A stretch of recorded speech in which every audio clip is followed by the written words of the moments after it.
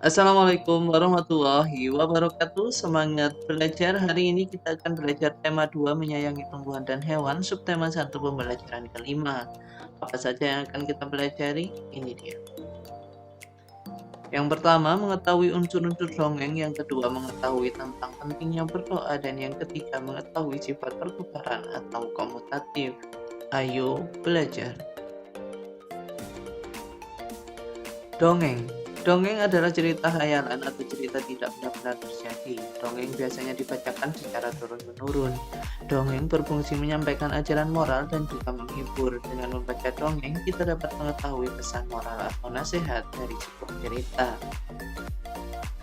Unsur-unsur dongeng ada 5. Yang pertama, tokoh, yaitu pelaku yang ada di dalam dongeng. Yang kedua, latar, yaitu setting tempat, waktu, atau suasana dalam dongeng.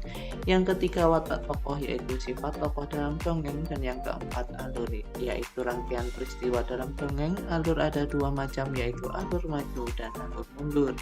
Serta yang kelima, pesan atau amanat, yaitu pesan yang ingin disampaikan penulis kepada pembaca. Dalam dongeng terdapat tokoh. Setiap tokoh dalam dongeng memiliki karakter atau watak yang berbeda-beda. Yang pertama ada tokoh protagonis, adalah tokoh yang berkarakter baik. Dan yang kedua, tokoh antagonis adalah tokoh yang berkarakter kurang atau tidak baik atau pembuat masalah. Oke, kemarin kita sudah belajar tentang tokoh dan karakter tokoh pada dongeng Bunga Melati yang Baik Hati. Kali ini kita akan mengidentifikasi pesan pada dongeng Bunga Melati yang Baik Hati. Apa pesannya pada dongeng itu? Yaitu kita harus bersikap baik kepada siapapun, karena dengan bersikap baik maka kita akan mendapatkan kebahagiaan.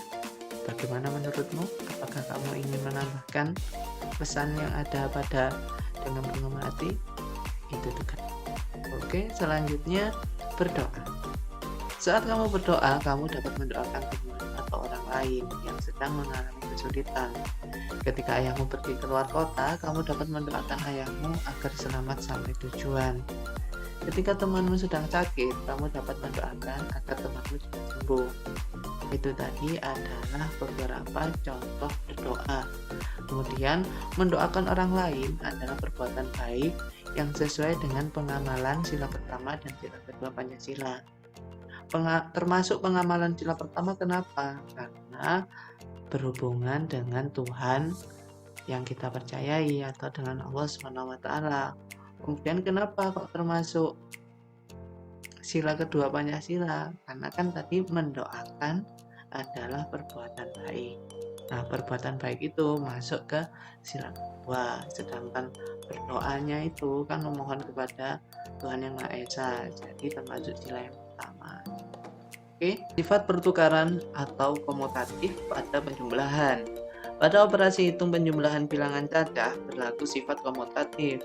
Sifat komutatif disebut juga sifat pertukaran. Penggunaan sifat-sifat operasi hitung ini dapat membantu mempermudah menyelesaikan soal. Contohnya, ibu meletakkan 5 tangkai bunga anggrek di vas besar dan 7 tangkai anggrek di vas kecil. Berapa jumlah tangkai bunga anggrek seluruhnya? Nah, kita jumlahkan. 5 ditambah 7 sama dengan 12.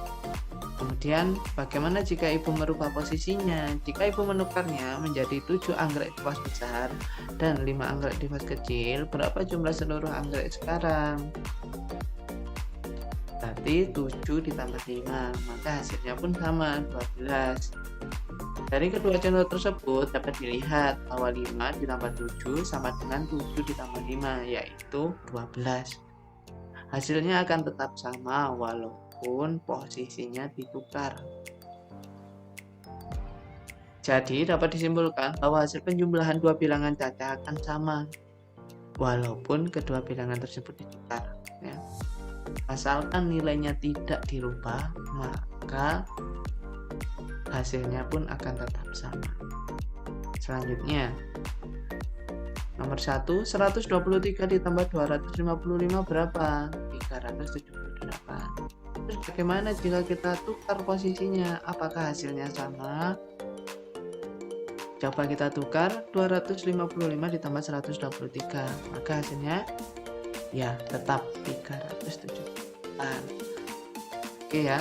Berarti kita sudah membuktikan walaupun posisi ditukar, asalkan nilai tidak berubah, maka hasilnya pun akan sama. Coba yang nomor 2, 321 ditambah 482 berapa? 803, pinter. Berikutnya, jika kita tukar posisinya, 482-nya di depan. 482 ditambah 321, maka hasilnya berapa?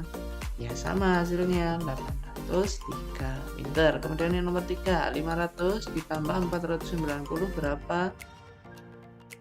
Ya, 990.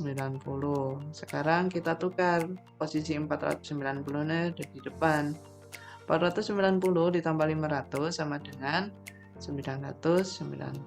Pintar. Kemudian nomor 4, 787 ditambah 121, hasilnya berapa? 908. Oke, sip. Jika kita rubah yang 121 di depan, 787 di belakang, apakah hasilnya tetap sama? Coba kalian hitung. Ya, betul, 908, hasilnya tetap sama. Berarti kita sudah membuktikan sifat komutatif, yaitu sifat pertukaran. Walaupun posisinya dirubah, depan ke belakang ke depan, jika nilainya tidak dirubah, maka hasilnya pun akan tetap sama. Kesimpulan pembelajaran pada pertemuan kita kali ini yaitu dongeng adalah cerita khayalan, dan unsur-unsur dongeng yaitu ada tokoh, latar, watak, alur, dan pesan. Pada operasi hitung penjumlahan bilangan saja berlaku sifat komutatif yaitu sifat pertukaran. Mendoakan orang lain adalah perbuatan yang sesuai dengan pengamalan sila pertama dan sila kedua Pancasila. Terima kasih, semoga bermanfaat. Sampai jumpa di pembelajaran selanjutnya. Tetap sehat dan tetap semangat. Saya akhiri. Wassalamualaikum warahmatullahi wabarakatuh.